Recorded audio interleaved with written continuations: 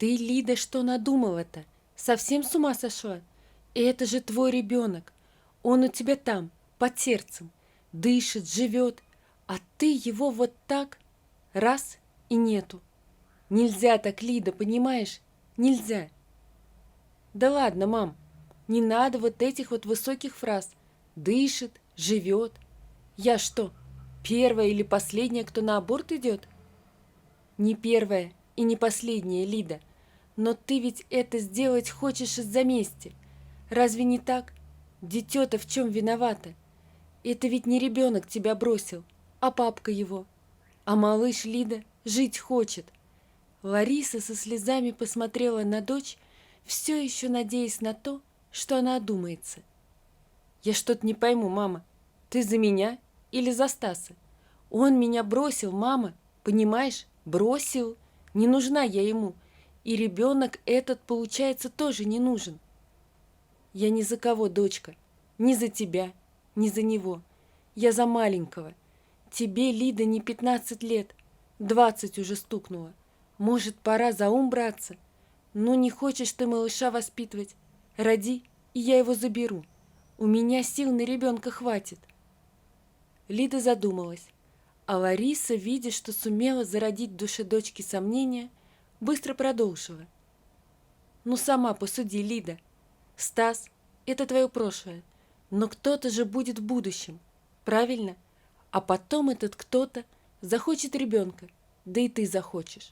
А после аборта, Лида, ведь могут быть плохие последствия.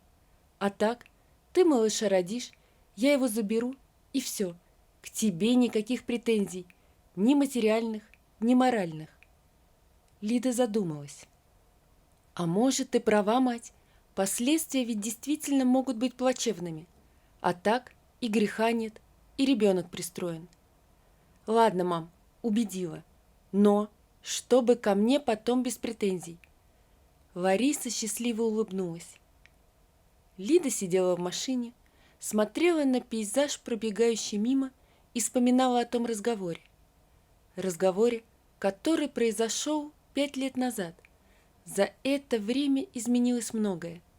Лида родила девочку, отдала ребенка матери прямо на пороге роддома и больше никогда не принимала участия в воспитании дочери. Мама назвала девочку Вероникой. Лида не перечила. Ей вообще было все равно на малышку.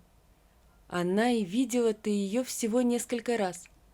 В ЗАГСе, где они с матерью оформляли на Нику документы, и еще пару раз, когда приезжала в родной поселок по делам. Но в это время Лида старалась с девочкой не общаться.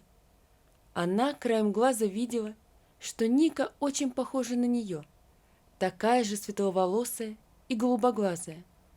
Даже улыбкой Ника напоминала мать, но Лида старалась не думать об этом, а жить своей жизнью, которая была очень насыщенной. Через год после рождения Ники Лида вышла замуж.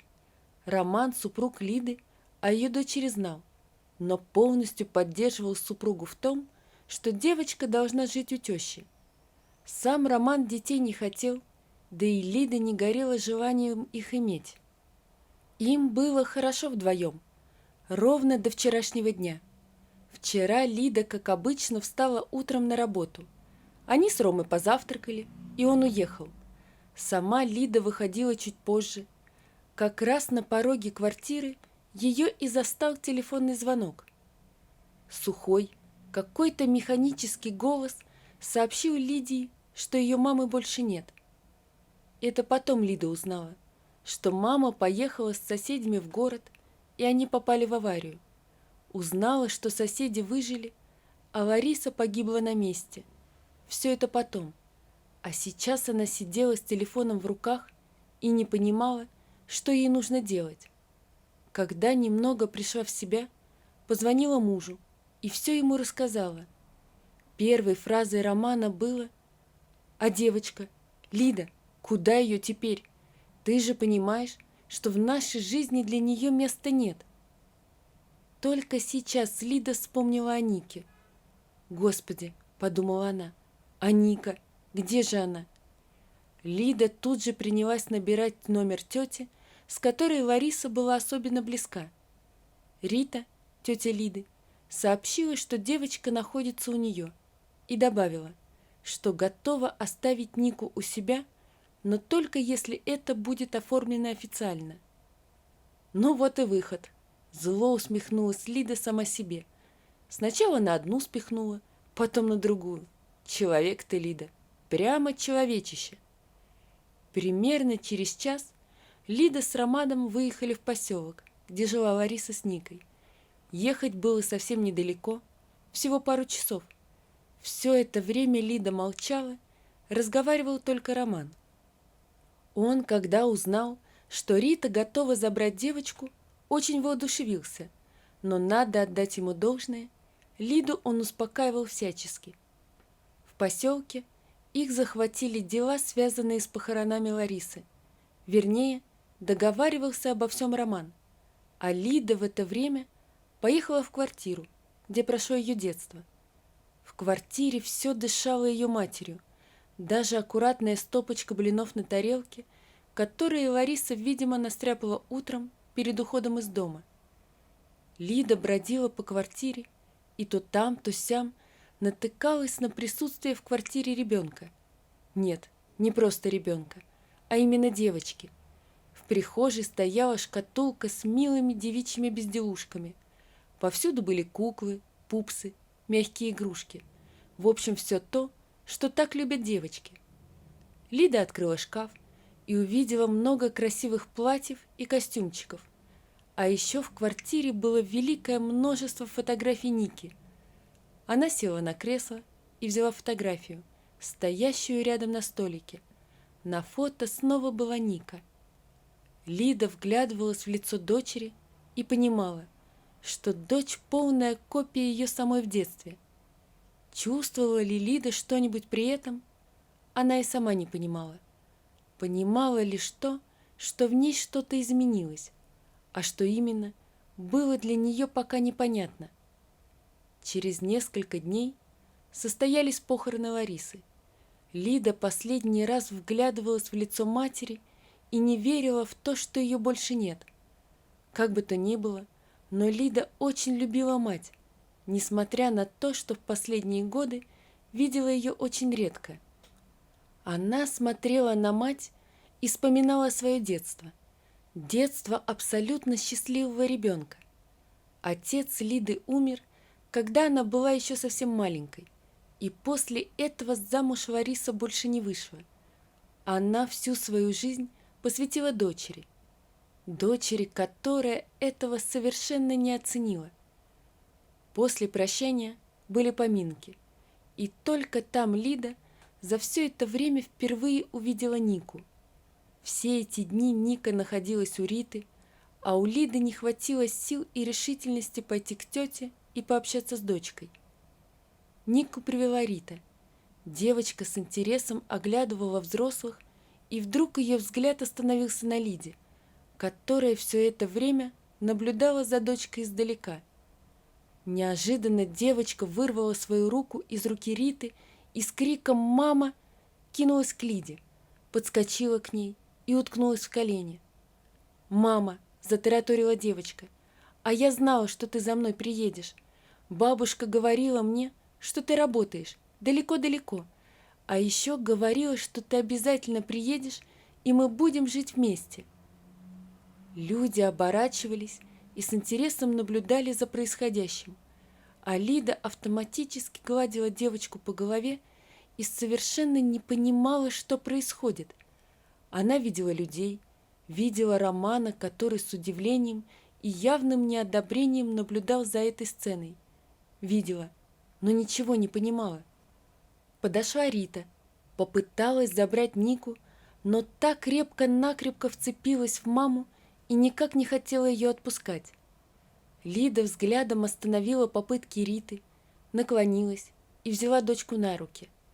Та тут же прижалась к матери всем телом. Лида встала и пошла к выходу из кафе, где проходило прощание с Ларисой.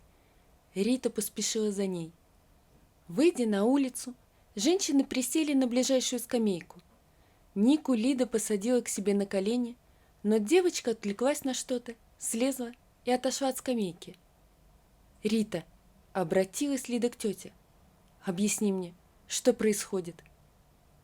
Происходит то, что Лариса никогда не скрывала от девочки, кто ее мать. А ты этого не знала? Впрочем, действительно, когда тебе было интересоваться собственной дочерью? Лида молча проглотила обиду. Но как, Рита? Очень просто. Показывала твои фото, рассказывала о том, какая ее мама хорошая и отважная. Работает на какой-то работе, что и что мама обязательно к ней приедет, потому что очень сильно ее любит. Ну вот, как-то так. Боже, Лида закрыла лицо руками. Я не знала. Ну, еще бы. Ты ведь приезжала-то, когда последний раз?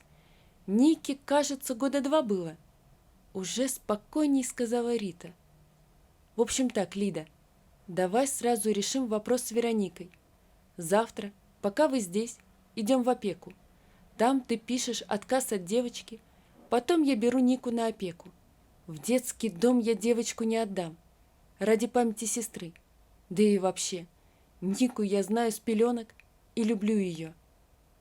Лида наблюдала за дочерью, играющую рядом, и ясно знала, что она не сможет предать ее еще раз. Тот момент, когда Ника назвала ее мамой, прижалась к ней, изменил Лиду навсегда. Она и сама не ожидала, что так будет, но произошло то, что произошло. «Нет, Рита», — медленно произнесла Лида, — «не пойду я ни в какую опеку.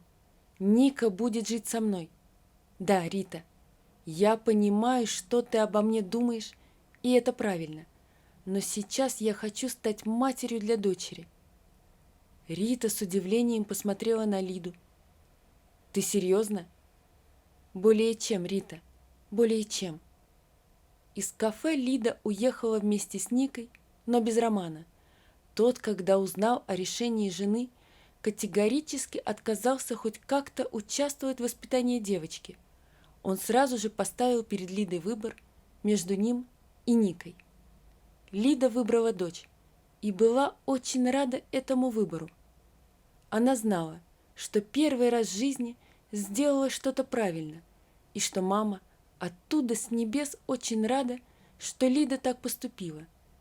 Возвращались Лида с Никой в квартиру Ларисы, потому что Роман заявил, что в его квартире ребенка не будет. Лида не расстроилась. Она вообще чувствовала себя абсолютно другой. Она еще не разобралась в себе, но надеялась, что у нее это обязательно получится. Вечером она искупала Нику и уложила спать, но не в ее кроватку, а рядом с собой. Ника наотрез отказывалась уходить от матери, да и Лиде не хотелось отпускать от себя дочь, которую она только-только приобрела, как бы странно это ни звучало. Лида осталась жить в своем поселке.